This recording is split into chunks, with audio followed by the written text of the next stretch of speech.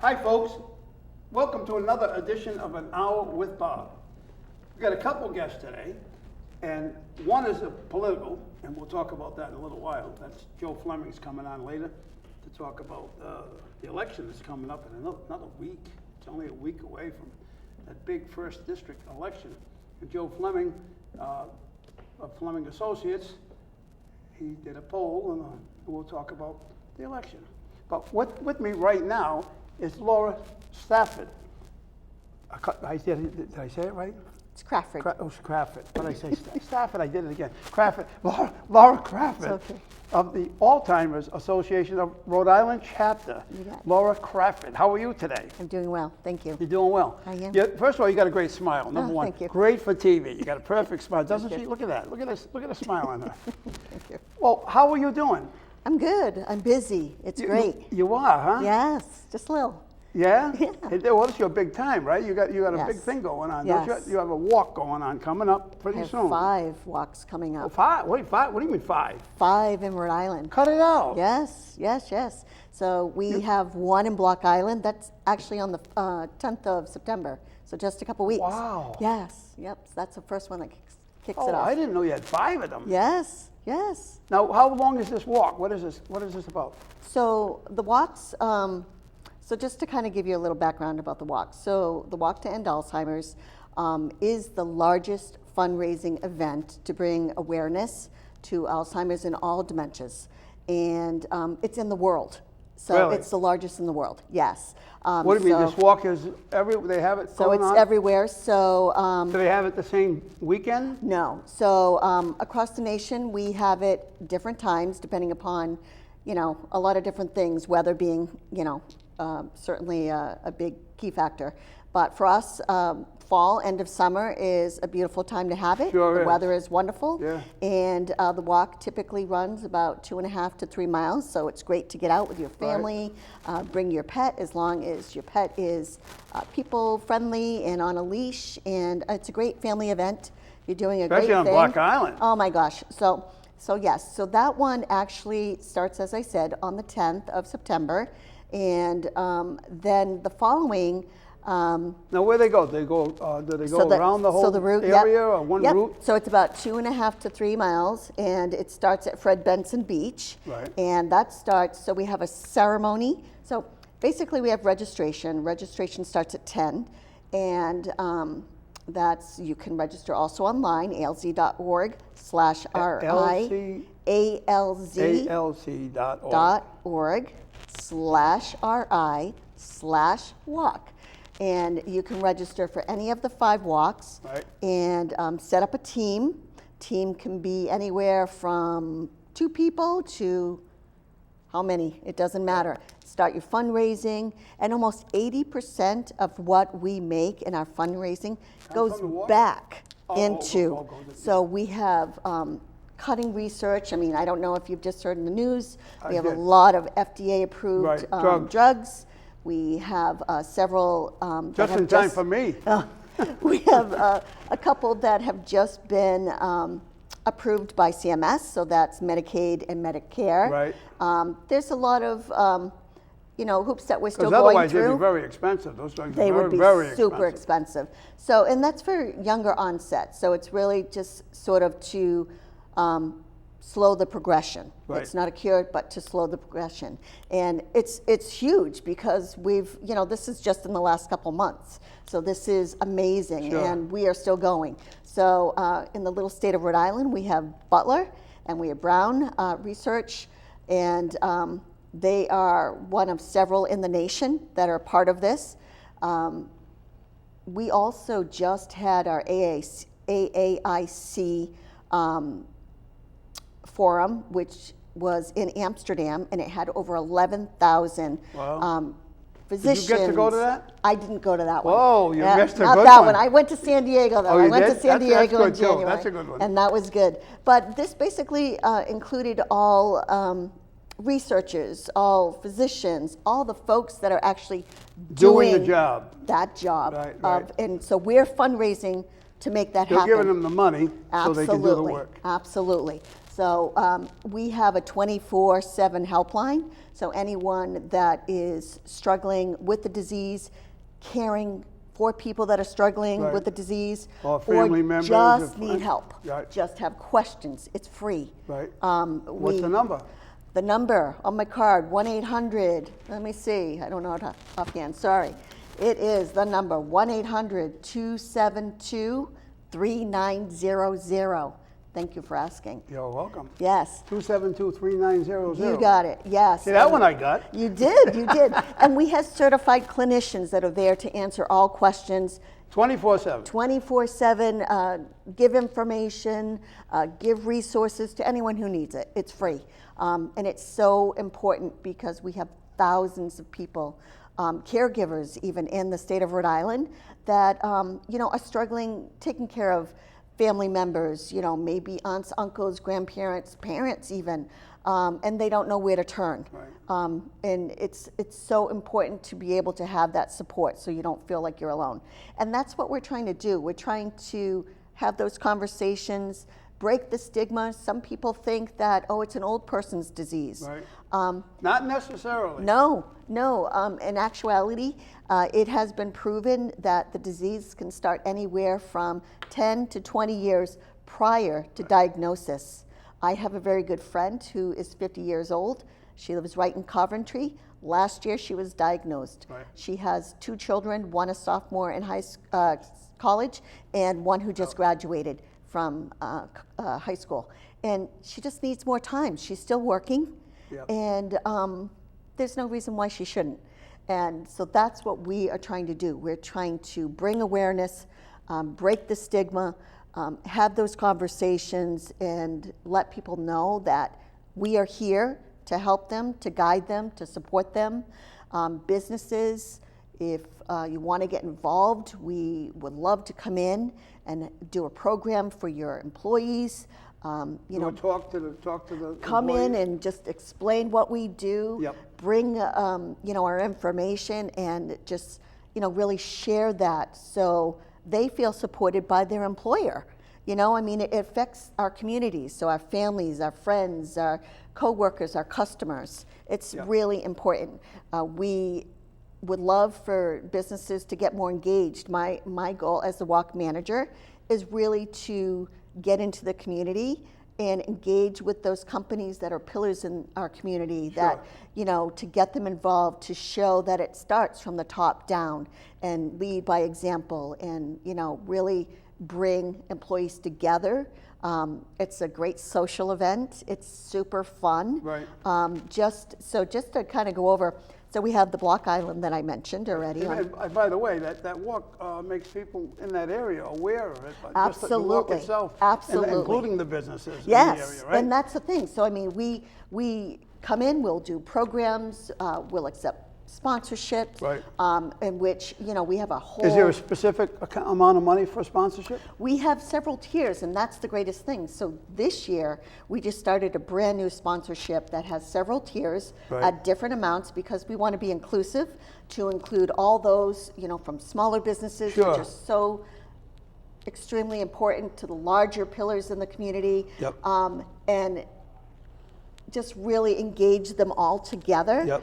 And as a force, and that's what we're trying to do. So we have 6 different tiers that allow 6 different pockets, if you will, Amounts of money. Right. And then within those tiers, we have what we call assets. So say, for example, you're at tier 4, just say, and you want to support the pet area, just say.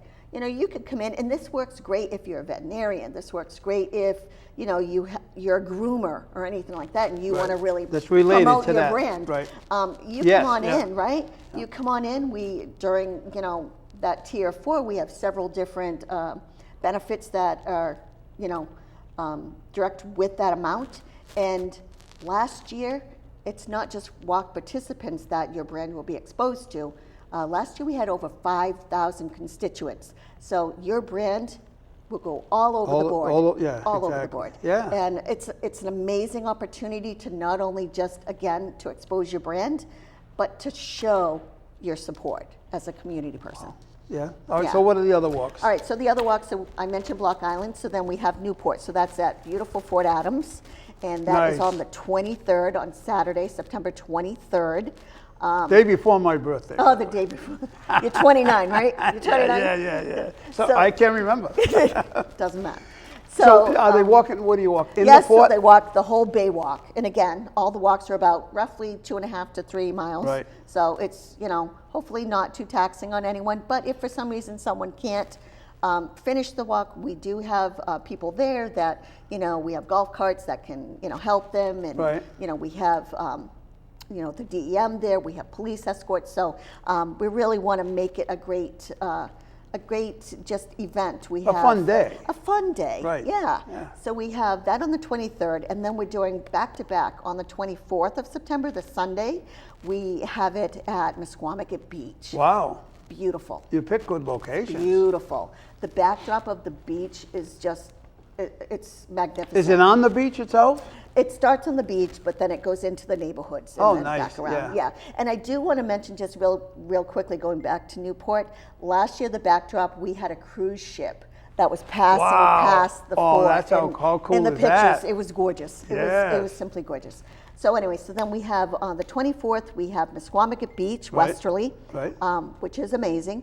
And then we have on the 30th of September, we have our brand new walk, which is Northern Rhode Island. So we're trying to, really hit Right. the northern part of the state, and that's going to be in North Situate Oh. Village, and it's beautiful. We've been embraced so far, and it's really That's hitting where they have the art tar- festival up there. Yes, That's beautiful. Yep, right, Beautiful starting area, right yeah. there.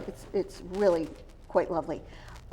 So we have that, and then on the 1st of October, we have Providence. Right. And that is at the Temple of Music, right at Roger Williams. Another nice spot. Who picked all They're these gorgeous. spots? Aren't they beautiful? Who How can picked you them? not pick a good Yeah. place in Rhode Island? Seriously. Yeah. So they typically run, registration starts at about 8:30. It starts. Our ceremony starts about 10. And that's really just going around and seeing the different vendors and seeing, Right. the activities. But then we also have a beautiful ceremony.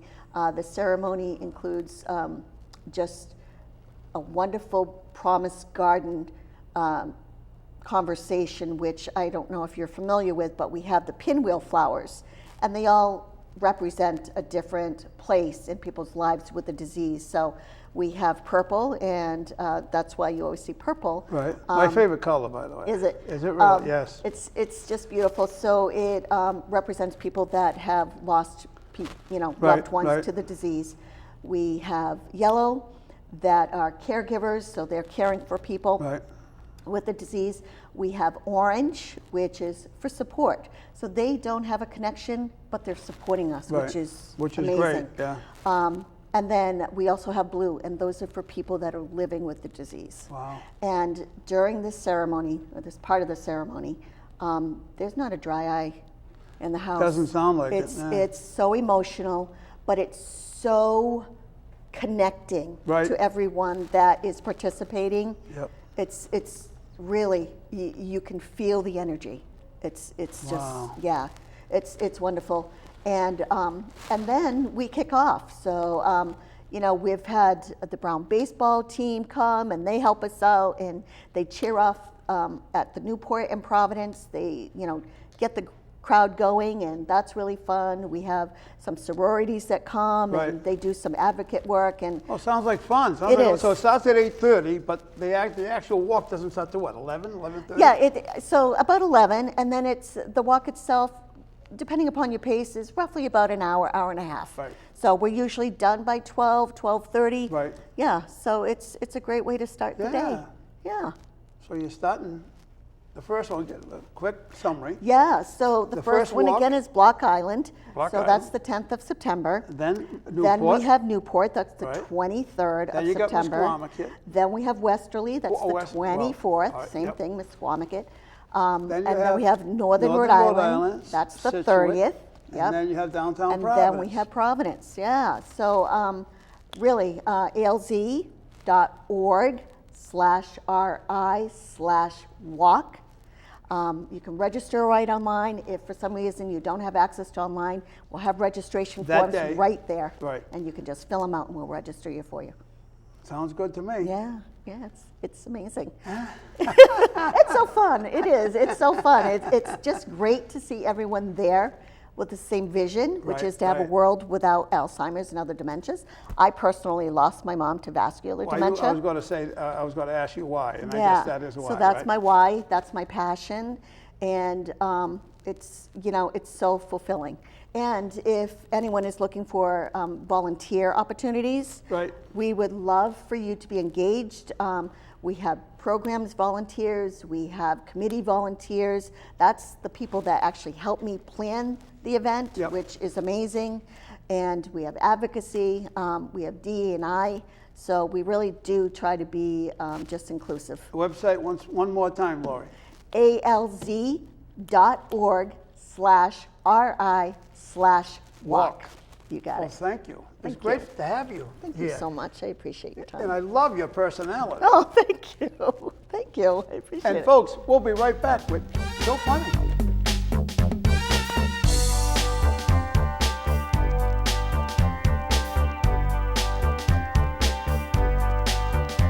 Well, folks, we're back on an hour with Bob, and as I told you, my good friend Joe Fleming made it. He's here. Joe, how you doing? Good, Bob. Good to see you. Always a pleasure Always to a see you. pleasure to see you. And it always seems we always have you around here, and this time of year, and Yep. you're always a welcome guest, and you're always Thank you. here for me. Thank you That's very much. great, because we go back a long Oh, yeah. time, a long time. Yep. So what's going on with you, other than you got to be working like heck, right? Yeah, this week especially has been very busy, doing a lot of television with Channel 12. Right. For the Democratic and Republican primary coming up on Tuesday. Right. For the 1st Congressional District, but it's been pretty busy. You know, can't complain. Yeah, I guess not. Nope. Well, we had 12 candidates, now we got 11. Right. And the candidate that dropped out, he threw his support to Cato. Yep. Right, Cando. You know. Right? Yep. Now, she's from Pawtucket. Yes, she is. She's Former school committee, former city council, Councilman. and now a state senator. state senator, and her husband is? The general treasurer of the state of Rhode Island. Yes. Not a husband, fiance, I think. Oh, is it? Yeah, okay. Yes. So she's a player in this race. Yes, she is. And again, she got the support, whether it helps her or hurts her, by the guy that just dropped out. Right. And she also has support of like a number of mayors in the Blackstone Valley. Right. Mayor of Pawtucket, Mayor of Cumberland, also the mayor of North Providence. Right. You know, a number of council people, state senators are out there working for her. So She has- the she ground game's big, and that's Right. a big ground game Right. advantage right And that's there. what her campaign is the ground game. She's had Right. a little bit of TV, Right. but compared to some of the other major candidates, she has little. But her ground game is probably right top notch at this point, really Right. trying to work it. And they're expecting a fairly small turnout on Tuesday. So, Whoever see what brings them out, we all know that story. Whoever brings the most Right. people out is going to win. and that's why the ground game is important. I think she has a good ground game. I think Aaron Regenberg has a good ground game. Aaron also has done a lot of TV at this time. A lot and of so TV. And so is the lieutenant governor. Right. And so is Greg Amo. They've all done a lot of TV. Now, Greg Amos from Pawtucket. Originally, yep, St. Mary's area. Went Right. to St. Mary's. Me too. And he's worked for the President, president. two different presidents. Two different presidents. Gabe has really tried to get himself better known in the district with a Right. lot of paid media and direct mail. But you're right, he is a Pawtucket boy originally. Right, right. But does he have any ground association? Does he have a ground game? I'm not sure. I'm sure they have some ground game. I haven't heard that much about it. Right. You know, with so many candidates, you hear certain things. But, you know, he comes across as a very nice man. Right. Seems to know his issues, know what he's talking about. So he released an internal poll showing him in second place. I saw that. And yeah. again, you always look at internal polls, you know, it's not a public poll, so you Right. take it with a grain of salt for any campaign that releases Sure. polling data. If But they're releasing their own polling Right. data. Yeah. But again, it shows him moving up there, and again, you never know. We saw Helena Folks make a big run for governor Right, 2 yeah. years ago at the Right. very end. Right. So, you know, you may see the voters say, oh, he's a fresh face. You know, let's look at him and let's see what he stands for. And they may say, hey, we like Gabe, and let's give Gabe our vote. Right. We won't know that till Tuesday. Oh, yeah, he got a nice commercial. I like his commercial. Yes, very nice. And how about this Walter Burbank? Burr Brick. Right, he's from Aquidneck Island. From Newport, yep. Yep. Former, I think it's Navy. Right. Um, I knew him from the Naval War College. Right. He was working at the Naval War College. I received a couple mailings from him. Yep. At my residence. I don't think he's done any TV. Right, at this no, he point, at hasn't. least Not that regular. I've seen. Right, I haven't either. But again, he's a player in this race, and with a small turnout, Right. you never know what's going to happen. Exactly. You know, Especially, Joe, because these players a lot of them coming from Pawtucket and Providence, right? there's a lot from Providence, no question about And that. there's 2 or 3 from Pawtucket. There's at least 2 from 2. Pawtucket. Right. The thing is, with the small turnout, Right. you may get a pocket of votes in one part of the district and not much in another part, so you don't really know where the candidates stand. There's been no public polling on this race. Right. So it's all perception. You know, like a lot of people right now perceive Aaron Regenberg as a front runner. That was seen last night in the Channel 12 debate, where all the candidates went after Aaron Regenberg last Right, night. yep. So obviously they all perceive him as a front runner, trying to bring his numbers down. In an 11-person race, and you know, technically it's 12 people because Carlson's name's still He's on still the got to ballot. be on the Right, ballot. He'll get yeah. some votes. Yeah. You don't need a lot of votes to win. Yes. And the votes could get divided. And I think if they perceive Aaron Regenberg as a front runner, they want to bring him down. Because if you have 24, 25% of the vote, you could win this thing. Easily, yes, of And course if you they think could. he has that, they want to try to bring his numbers Well, down. especially since he had Bernie Sanders come to town. And he's also supported by Hanoi Jane there, Jane Fonda. Yeah, I think what he's trying to do is solidify his progressive credentials. Right. Everyone knows. Well, that's a negative to me. I don't want to vote for a progressive. Well, the thing is, he's assuming there's enough of progressives in the first congressional district Right. in a multi-candidate race like this to put him over the top. Sure. And so he's trying to solidify all the progressives in the district, plus grab other voters, obviously. Yep.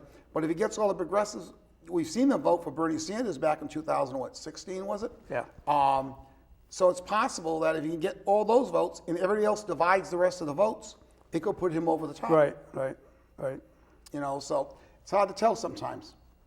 And again, without public polling, you don't really know. And I would think if we did a poll, let's say a month ago, the undecided number would be very high. Because I think a lot of people have not focused in on this race at all. Oh, yeah. I candidates got people themselves- don't even know about Yeah, it. the candidates themselves have not really geared it up really high to the beginning of August. So it's been very quiet. People are all concerned with summer vacations, kids going back to school. Yeah. It's too early in September for this race. Well, yes and no. The regular primary is usually around the 14th, so it's Exactly. only about a week. So Yeah, about so it's at a least a week, earlier. yeah. But the thing is, there's been no excitement about it. There's no one grabbing all the headlines. In the debate last night, there was nobody who had one of those "I got you" moments. and really stood out. Nobody hit it good. Well, I taped it, I haven't seen it. Well, they all did fine. They Yep. all talked what they wanted to talk about. The thing is, with 8 candidates, you don't get a lot of time. Right. And it's hard for you to stand out from the others. And a lot of these people, some of these people have had no paid media, so it's tough for them to stand out. But last night gave them the opportunity on the first television. And they thing. didn't? Well, as I said, they answered the questions.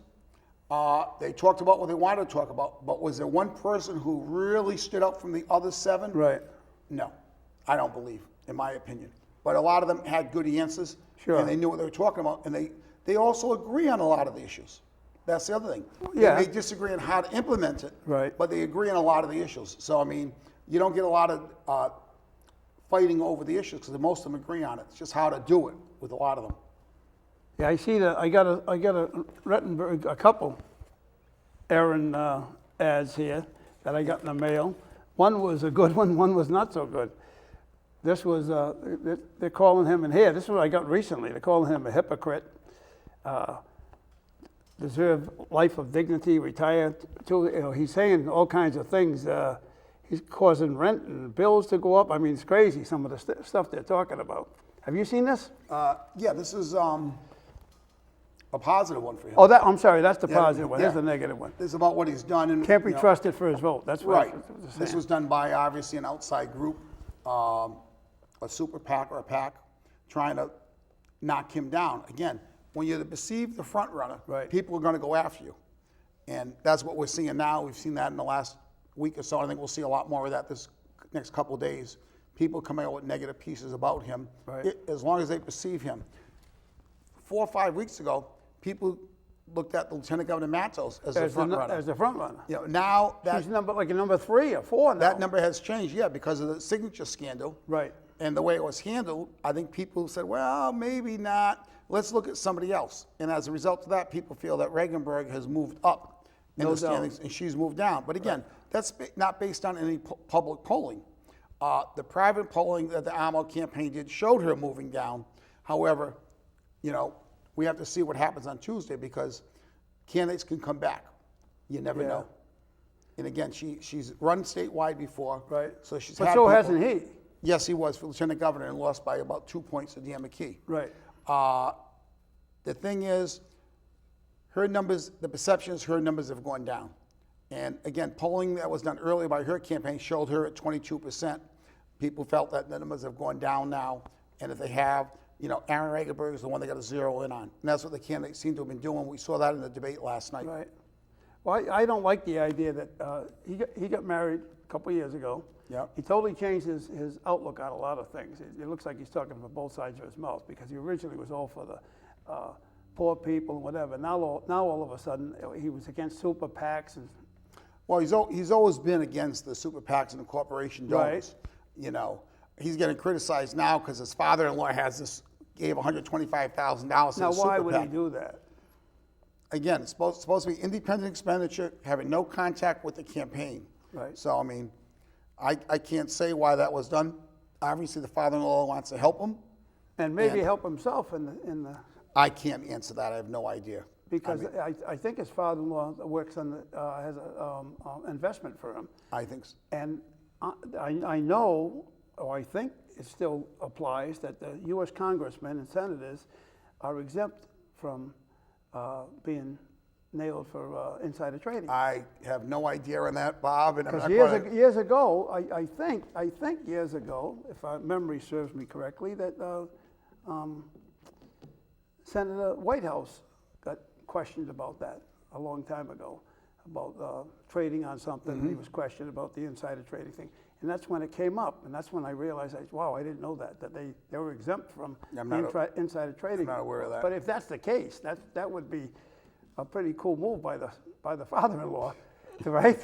Let's get him elected. Now I got somebody to work with. Or it's just a father-in-law who wants to help his Oh, that's stepson, true, of too. course. Yeah, that's And true. again, the candidates are bringing up the way it was done, you know, and they're trying to make an issue out of it. Yeah, yeah. And no I would, if question. I was in this That's race, what I'd they're make an trying to issue. do. I'd make a Yeah. big issue out of it. Absolutely. And that's what they've been doing.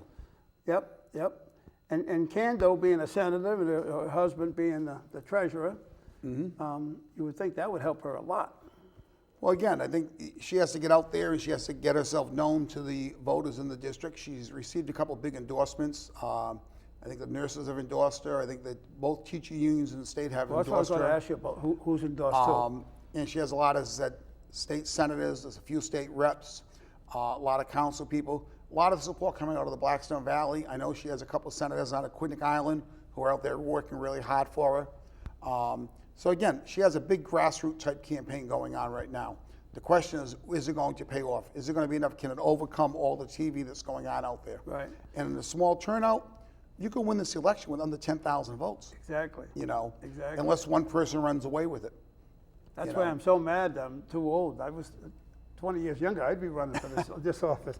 I threw my name in, spent less than $5,000 in 2010 for lieutenant governor, got 22,000 votes. So this would have been a fun race. I would have loved to have been in this race. Oh yeah. That would have been a good one too. I like this kid. I like this Gabe. I like him and I like Burbeck.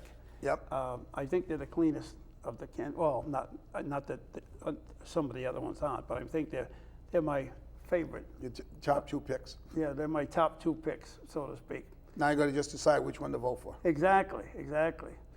Now I'm wondering who's going to. A lot of these races are won by the absentee ballots, and also we've already had early voting, Right. which I hate. I hate the whole idea of early voting. What do you think of early voting? I like early voting. You do? Absolutely. Why? Gives more people the opportunity to vote. I'll tell you what to give more people the opportunity to vote. Put voting on Saturday, That's another option. and then you don't need early voting. Well, I think you still need early voting. You do? A lot of people work Saturday. A lot of people have commitments on different days. This gives people the opportunity over a 20-day period that if you can get 20 minutes to run down to town hall and vote, you can. The idea is to get more people voting. Yeah, but the problem with that is if something develops after you voted before the election, which has happened. Right. In this case. Yep, that's always a possibility. We saw in the governor's race in 2022 in the Right, primary. right. Helena Folks had a great debate on Channel 12, and all at once her numbers skyrocket on election day. But if you look at the early vote and the mail ballots, she was running like third. Right, yeah. So, I mean, things can happen, but it's up to the candidates to make sure they get their message out early now. You can't wait till that last week to get all your message Well, a out. lot of people don't have the money to do that or the manpower to do it, especially in the early stages of their campaigns. Well, but again, 20 days out is not that far. You just got to move all your mailings up and your targeting up a little bit sooner to get them out. But the thing is, you want to get more people out there voting, and I think people are taking advantage of it. I think in this primary, about 6,400 people applied for mail ballots. Some of those are Republicans. That's a low number. Oh, it is? Yeah, but And- not a low number for a primary. Yeah, It is? yeah.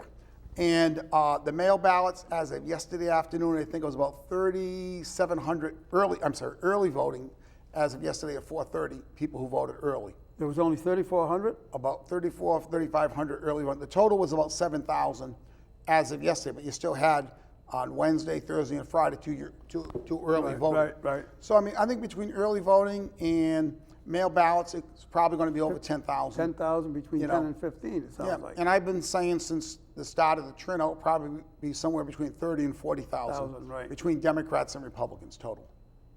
And we haven't even talked about the Republican primary. It's a very quiet primary. It is. I didn't know who was running. Here's the thing to keep in mind: the first congressional district is like a plus 17 Democrat. Right. So you're going to have a real big upset in order to win this if you're a Republican. Right. And I think the Republicans know that. Yeah. It's going to be very difficult. You've got places like Providence, Pawtucket, Central Falls, Woonsocket, Right. North Providence, East Providence, very heavily Democratic areas. Right. And in the special election, it's going to be hard to counter. You're going to need a lot of money.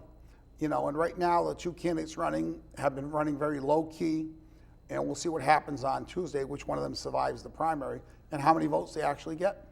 Well, I thought the only way they'd even have a shot is if these candidates tore each other up so bad, you know, the top candidate got torn up so bad. Yep. Even that, Even that would it'll be be a problem. very tough in the first congressional district. Now, Who keep was in the mind- last time to win that? Claudine Snyder? Was she No, in the first district, Ron Makeley. Oh, He was the last Republican congressman for the first congressional district. right. But again, that's a long time ago. And the district was different too, wasn't it? This was a little different, but also you had Freddie St. Germain was in there for many, many years at From that time. Woonsocket, yeah. So the situation was right. But right now, it's a very difficult seat for the Republicans to win. Not impossible, but again, it takes a lot of money. And we haven't seen any sign that either one of these candidates have a great deal of money up to this Right. point. Because Right. you got to get yourself known. Even the Democrats, a lot of them aren't that well known. No, I know. You know? I can't even tell you who there's two or three Right. of them I can't even name. Yeah. And again, you know the big ones who are spending money on television. There's like Right. 4 of them spending money on television. And then others who are doing some direct mailing, but there's others who have done none of that. Or you take So- areas of the state, like Right. like Providence, for instance. Yep. How many candidates are from Providence? 4? I think 3 there's or 4? 4 or 5. At least 4 that I Yeah. think of. Gonzalez, you got the lieutenant governor. Right. You got Reckenberg, and Yep. there's one more. Senator Anna, Yes. yes. Those are from Providence. I mean, so I have to assume They're Providence. going to cut that up. I would think that way. Aaron Regenberg is expected to do East very side, well on the east side. But John Gonzalez is from also the east on side. the east side, right? So we have to see how people view things. And then the other thing I thought about was the Spanish vote. You know, you got The Latino vote. Yep. you got the Latino vote. You got three Yep. candidates there that are Latinos, right? Yep. That are going to cut Yep. that vote That up could too. be cut up also. Again, unless they all go towards one candidate. One We candidate. don't know. Again, because there's been no public polling, we don't know how it's breaking Why? up. Why nobody's tried? Well, to, I do the polling for Channel 12. They opted not to again. It's a 12-person race back then. yeah. We would have polled probably about a month, probably at the beginning of August. Yep. Well, at that time, the candidates haven't really done much. Right. And my guess is the undecided would have been like 50%. You know, so it's not going to tell you much. You might say, okay, this person's ahead with 22% of the vote, but it doesn't mean much a month out because things can change. as we saw, yeah. Yeah, things do change quickly. You think that scandal, whatever you want to call it, with the dead people signing the papers, going to hurt her a lot? Well, it seems like it has already. It seems like it, again, the perception is Right. it has hurt her, that people are questioning, like, what was she doing here? They could have handled that differently, I think, but they decided to handle it a certain way. And What do you mean handle it differently? well, I mean, she could have said at the very beginning, I want all my signatures rechecked to make sure this was done correctly. Right. She had 200 more than she needed, so she probably was going to be all set. If she said that, people say, oh, good, she's going to make sure they're done right. Right. But again, everyone has their own strategy in a campaign and what they want to do. But she had, over 500 bad signatures? Right, but she also had 700 good Seven good signatures, and she yeah. needed only 500. She needed 500. So more than likely, she would have had the 500 signatures, I believe. But the thing that's troubling to me is, if it was just a volunteer, I'd say, oh, just a volunteer, but it was a paid person. Right. It was a paid worker. Right. So they knew what they were doing. Yeah, as a paid worker, was expected to go out there and get signatures by people That are alive. that, yeah, and people who are signing it, knowing what they're signing. Right. So I mean, Yeah, that's the other thing. There were people whose Said they names were didn't on there sign and it. said they didn't sign Yeah. it. So And again, it wasn't even just one community. What I found, I don't know, troubling, or maybe not troubling, but surprising, is the first place it was Jamestown. which was odd. That's more Republican than anything, isn't it? No, not recently. It isn't? No. Nope. The state senator, state rep, Democrats. They're both Democrats. Yep. Years ago, Bob, they were more Republican, Yeah, but yeah. not now. They're more Democratic. But the thing is, I mean, these issues, it all depends how, when you get a crisis, it depends how you deal with it. Yeah. Keep in mind, her campaign, a lot of money's been spent on it by independent expenditures. The outside organizations coming and spending money, advertising for, I think that totals up to like $800,000. That much money on this election? For her independent Wow. expenditures, where she has no coordination with. Right. And I think her campaign has raised about $350,000. So it's over $1 million that have been spent so far. That's unbelievable. Yeah. That is unbelievable. Well, again, the outside groups can come in and spend. What has Aaron spent, do you know? I don't know what his number is. I know he has some outside groups supporting him, obviously, the one that his father-in-law is involved with. Right. But again, all that gets reported to the federal government and the Federal Election Commission, so you can see all that online. And Gabe spent some pretty good money. Yeah, he's got a spending lot great of money. advertisement. Yeah. I didn't even know who he was. Well, that's just it. That's And why he's from my city. I didn't right, even know who he but, was. But he had to advertise for the simple reason, like you just said, he wasn't known. Correct. You got to get out there and spend that money up front to get better known. Right. He started later on. The question is, should have he started earlier? We'll find out Tuesday. Or did he have an absolutely perfect strategy that's going to put him over the top with all the advertising he's done and all the mailings he's done and all the people out there knocking on doors for him? But he never came, he didn't come up like most candidates do. I didn't know him as a councilman or No. even a school committee man or anything. No. Right? You're correct. He's been working in Washington. I know he worked on Senator Whitehouse's campaign when he first ran. Then he worked for President Obama. Then Right. he worked for President Biden. So he's going a different path. But, Sure. but obviously he's trying to talk about the fact that he knows Washington, knows how to get things done. Right. And he has contacts with the president. So, he's the person that he believes can do the job. But again, whoever wins the primary is going to be the odds-on favorite to win the general election. Yeah, absolutely. And again, you win this primary, you win the general election in November, you're running again a year from now. Exactly. Exactly. You're only going to be in there a few months, and your campaign's going to be starting up again. Yeah, that's crazy, isn't it? Well, yes and no. You want to have a representative there. So, I mean, it's a short term. But again, if you win this primary, it's going to be more difficult to defeat you. Oh, a year yeah. from now. Yeah, Because you absolutely. could build up a lot of IOUs and a lot of contacts in the community. And you more than likely will have a bigger turnout in the primary then. Oh, that's true for sure. I don't know. Who do you think's going to pull it out? I do not know. I've been asked that many, many times, Bob.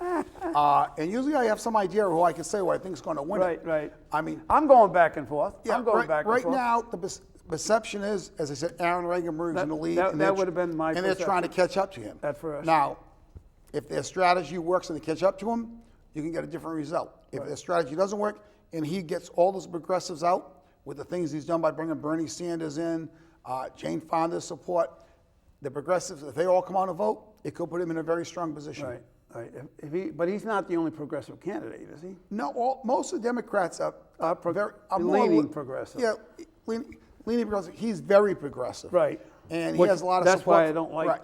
He has that. a lot of support from all the real progressive groups. Right. So I mean, he's hanging his hat that way. And again, in a 12-person race, 25% can win it. In a 3-person race, 25% is not going to Not win going to it. win it, right? Yeah. So yeah. it's a good strategy he has. The question is, we'll see if it pays off. Wow. All right, on the national front, Yep. what do you got to say about the President of the United States? How do you think he's doing? Well, I think Joe Biden's going to obviously be the Democratic nominee again in 24. Some people are concerned about his age. I was just going to ask you, is that You a know, good idea? Do you then think that's a good idea? Well, then again, you got Donald Trump's only a couple of years younger than Right, him. So it's right. not like you got two young people running for president. Assuming Donald Trump's the nominee of the Yeah, Republican Party. Do you think that's good? I don't think so. I don't Right think it's gonna now, happen. I mean, he He's has got too many things going his- against him. I should Well, say. his leads are very strong Right, in the yes. Republican primaries. Right. And the thing that Republicans, I think, are concerned about is simply, he may win the primary, But he's dead. but he could have problems in the general. Absolutely. Because of the independent voters. Yes. He had trouble with the independent voters 3 years ago against Joe Biden. Right. Will he have more trouble now with everything that's happened? The impeachments, the January 6th, and now the 4 different indictments. Will some of these independent voters say, well, I do like Trump's policies, but I'm tired of all this other Oh, stuff. God, me too. So I'm going to vote for Joe Biden. I may not be happy about it, Right. but at least I know what I'm getting. Lesser of two evils, it's called, right? That's what it could be. But then again, we've seen primaries where in 2016, Hillary Clinton was supposed to be the nominee going away, Yep. and a gentleman named Barack Obama came out of nowhere Yep. and took the nomination. So you never know. The Republican primaries are going to start in January with the Iowa caucuses. Between now and then, a lot can happen. In politics, just wait a minute, things change. Yeah. Well, all it takes is the wrong thing to happen, Yep. something to come out about someone. Yep. And look, Biden's got his son to deal with, Yep. and if that goes any further, But again, we got to see what happens with that, what evidence there is. Right. The same thing like with the indictments with Donald Trump. If these cases go to court before the election, if there's any convictions, that could change the whole. well, I think they got him in Georgia. I think the Georgia thing's got to get him because all the other stuff is federal. That's a Right. state thing. Right. And I think they got him in Georgia. Well, again, you got a jury of usually 12 people, and if one person says no, it's a hung jury. Right. No, that's So, true. That's true. That's very true. I'm assuming you got to have a 12-0 verdict. I could be wrong. I'm I not a didn't lawyer. think it was that. I didn't think it was. I could be 12. wrong. I didn't think it had to be unanimous. I thought it did, but maybe not. So, I mean, if it is that unanimous, one person who says no, it changes the whole thing. But again, I think the Trump campaign is trying to push these off as far as they can. Right. They want to get him after the election if possible. Everything changes at that point. So even if their philosophy is that if he gets elected, he can pardon himself, but he can't pardon himself from the state. He can't pardon himself on the state. That's why I think they got him there. I think that's why I think they got him there. Well, Mark Meadows is trying to get his case moved up to federal court Right, now. right. If he wins that, I think the others will probably go the same route. And again, if he loses this right now, I'm sure he'll appeal it. So that could Which slow would things put up it now, into too. after 2024. It could. That's what it seems like. And I've been saying to people that the last election for president, when Trump got beat by Biden, All right. I say the difference in that election was Donald Trump's mouth trashing John McCain. Number one, if you had one single thing, there was a lot of things, but hit all his tweets. But the worst thing he ever did, in my opinion, that cost him the most votes, was trashing John McCain. Was that in 16 though? No, that was in 20. Oh, okay. I thought it was 16. Yeah. You're probably right. And by doing that, Yeah.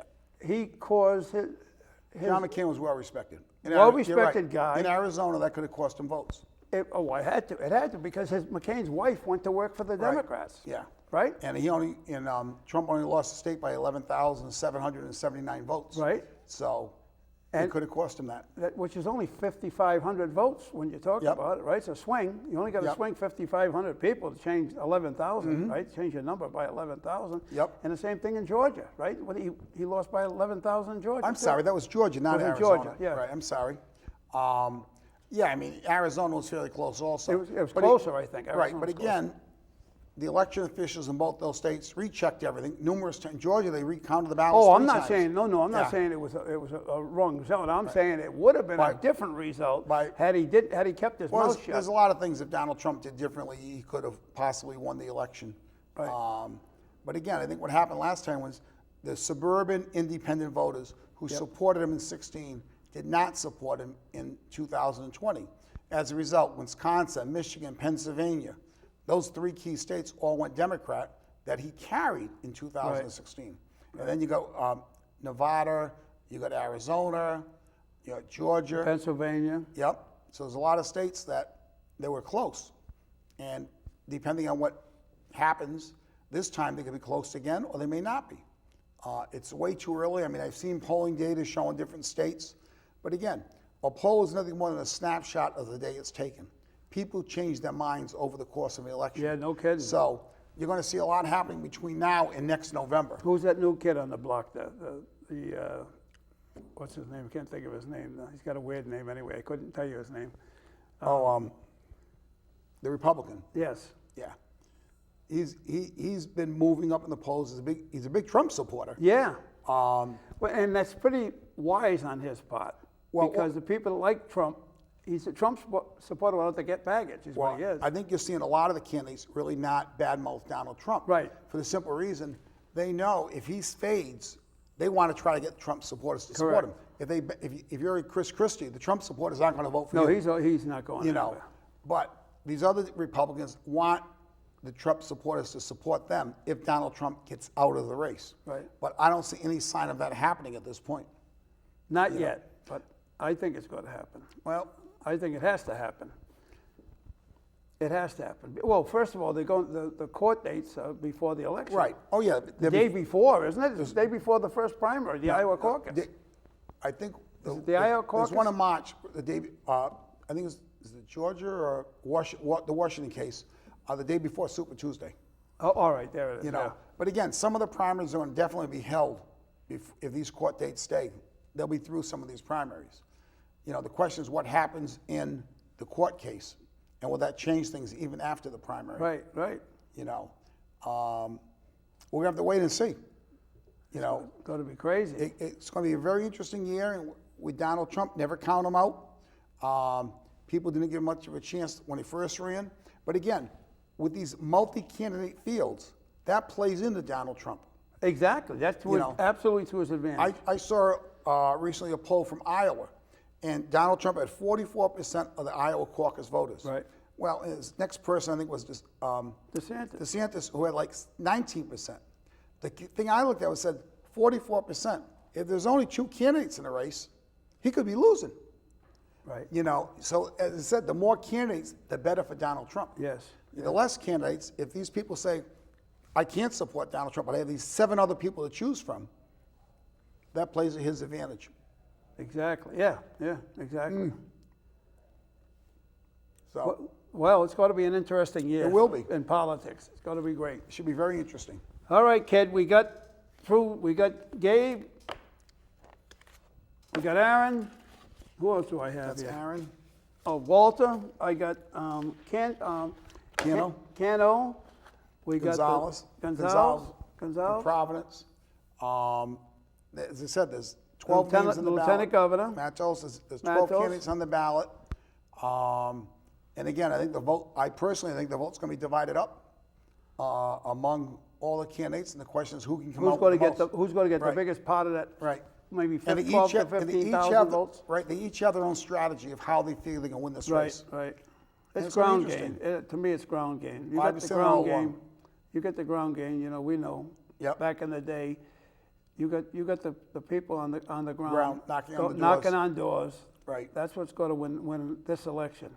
Absolutely. You know, the TV's good, okay, to a point, but the ground game, the personalized the contact, I think, is the biggest. And the thing is, too, keep in mind with TV in the summer, a lot of people aren't watching TV. That's right. Everything's reruns. And now people are DVRing a lot of the shows and it's going right through the commercials. So, but TV's still very important to get your name out there and to get yourself some name recognition. And then you got to build the rest of it from there. How about radio? I haven't heard much on the radio. I've heard Stephen Casey on the radio. No, he's from Woonsocket? Woonsocket, state representative, firefighter. He's been around for a number of years. He's more conservative, I would say, than the other people running, except for Alan Waters, who's running. He ran 2 years ago, I think, as a Republican. Yeah, that's odd. Now, he ran as a Republican 2 years ago. Now he's running as a Democrat. So, but I mean, Steve Casey's well known up the northern part of the state. Right. So we'll see how he does up there. But that's got to be eaten up by some of these other people that are in the Blackstone Valley. Oh, yeah. That base. Again, everyone's cutting into each other's base. Yes, yes. So, I mean, that's what I'm saying. It's a race. It's really hard to call at this point. There's nobody from the Warwick area? Not part of the district. West Warwick? Oh, It's it not is. part of the district. Oh, it's not part of the district. Nope. It goes Newport, Jamestown, Tiverton, all that area. Right. Warren, Barrington, Bristol, Oh, East Providence, East right Bay. up. It goes up to East Bay. Right. So Bristol's part of it, and Absolutely. Warren's part of And it. Barrington. But there's no candidate from that area. Not from Bristol or Warren, I don't think, or Barrington that I'm aware of. A number of them from Providence, a couple from Pawtucket. Right. The only from the East Bay is East Providence, right? The East Providence is going to be a big factor in this race. Yes. North Providence, Woonsocket, Cumberland, Lincoln, Smithfield, North Smithfield, all that's goes the that first. far? Oh yeah, that's the first congressional district. So we'll be watching next Tuesday to see what the turnout's like in some of these areas. Yeah, You know, exactly. Yeah. There's a lot of voters in Providence. The question is, will they come out? There you go, right Same there. thing, same place like Pawtucket. You know, Sandra Cano plans to win Pawtucket big. I'm sure that's part of her She strategy. better win The Pawtucket question big. is, can she get the voters out to vote? Right, that's right. You know, and can Aaron Regenberg get all the progressives that has been really working hard on out to vote? And he has a bunch of legislators, at least on his commercials, that are supporting Yes, he does. Some of the progressive state legislators have come out and supported him. a bunch of them. Yeah. Oh yeah. You know. And senators, a few senators, state Right. senators. Yep. Sandra Cano has a lot of I think 7 or 8 state senators supporting her. Right. Well, she being a state senator, right? Right. I think the lieutenant governor has some reps and senators supporting her also. As I said, everything's divided up. Yeah. You know, union support is divided up among different candidates. So as I said, it's going to be a very strange day on Tuesday. Now, is the AFL-CIO supporting The anybody? AFL-CIO did not endorse. They didn't. With the AFL-CIO, you need 2/3 of the vote to get their endorsement. Well, I know the laborers are supporting the lieutenant governor, the teacher union is supporting Sandra, so they were all divided up. Right. You know, so I think it will be very tough to get 2/3 of the vote. So there's just no endorsement. Well, that's wise on their part, Yeah. right? Until Yeah. after the primary. After the primary, they'll support them. Because no one could get 2/3 of the vote. So Wow. It is going to be interesting. it will be. Sadly, it's going to be, the turnout's going to be very low. That's what it looks like. That's sad. That's what I hate to see. I really hate to see that. Special elections are notorious for low turnouts. Yes. Not just here, but across the country. You know, if you have a special election, you're not talking about big turnouts at all. They're going to be low. Presidential years, big turnouts. Sure. Yeah. You know, But everybody wants to especially vote. a special election, and then on top of that, you've already had early voting. So election day, it's going to be they're going to be like the Maytag repairman at these polling Well, places. you may get 20 or 30,000 out on election day. Say you get 10,000 before. You know, 20 or 30,000. I'm thinking. But again, I've been wrong in the past sometimes. The turnout's bigger than I expected. You know, because with all these candidates, they're all working their own groups. Right. And if they can motivate their groups to get them out, that's going to increase the turnout. Yeah, but I haven't heard anybody. Nobody's called me. I mean, I've never even got a phone call from anybody. But again, I have to believe what they're doing is they're targeting what you would call a super voter Democrat. People who have voted traditionally in Democratic primaries, Right. you know, say in 22, 20, and 18. Me too. Me. If you voted in those three, they know you're going to be out to vote. Right. So that's why you would get mail from them all the time, Yeah. Exactly. you know, because they know you're a super voter and you're coming out to vote. The question is, who gets all these super voters to support them? You know, Yeah. and as I said, with no public polling, it makes it very difficult to get a feel on what's going on. Talk about being in the dark. I don't like that. Right. I'd like to have a bit of an idea of where But it's going. polling's expensive. Yeah. Very expensive. Yeah. And getting more expensive every day, especially if you do live phone calls. So I think you don't see that much. I mean, Now, you've been in the polling business how long? about 39 years. Really? Yeah. I remember when you started. Yeah. Long time ago. Long time ago. What's the name of your, is it still Fleming and Associates? Yep. And you're based out of where? Cumberland. Cumberland. Originally Pawtucket. Yes. You know, so it's been a good run. And I've been with Channel 12 for 39 years. Wow. And you So- were at Slater Junior High Yep. School for how many years? 33 years at Slater. My last number of years, I was the assistant principal over at Slater. Yeah.